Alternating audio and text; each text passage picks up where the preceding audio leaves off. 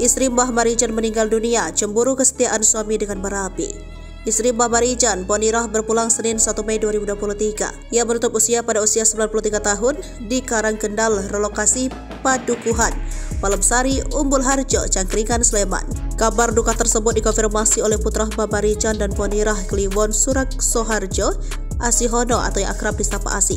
Ponirah dikabarkan meninggal dunia pukul 7:20 waktu Indonesia bagian Barat dan disemayamkan makam Sasonoloyo Srunen, Gelaga Harjo, Cangkringan, Sleman pukul 1 waktu Indonesia bagian Barat.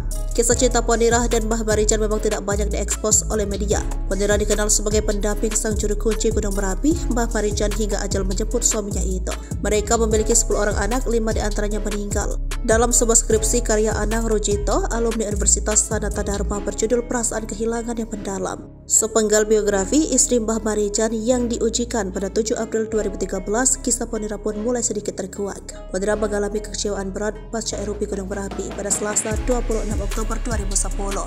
Erupsi kali itu merenggut nyawa Mbah Marijan yang akan dievakuasi. Ia memang terkenal sebagai juru kunci setia. Alasannya Mbah Marijan ingin menepati janji kepada Sultan Hamengkubuwono untuk terus menjaga Merapi sampai akhir hayat.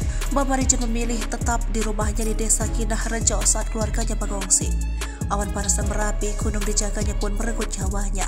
Mbah Marijan ditemukan meninggal di dapur rumahnya dan ditemukan pada Rabu 27 Oktober 2010. Berdasarkan data BPPTKG, erupsi Merapi terjadi pada Selasa 26 Oktober 2010 pukul 5:02 waktu Indonesia bagian Barat. Awan panas guguran Gunung Merapi meluncur hingga 8 km ke arah tenggara atau ke Kali Gendol.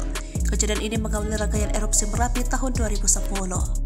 Dalam penelitian itu tertulis Ponirah mengalami was-was saat menemani Mbah Marijan berada di Kinah Rejo setiap kali gunung itu bergejolak dalam kurun waktu 4-5 tahunan. Ponirah disebut kerap bertanya mengapa suaminya harus meninggal dengan cara tersapu awan panas. Kepada peneliti, Ponirah mengakui ia tidak lagi bergairah menyelesaikan hidup.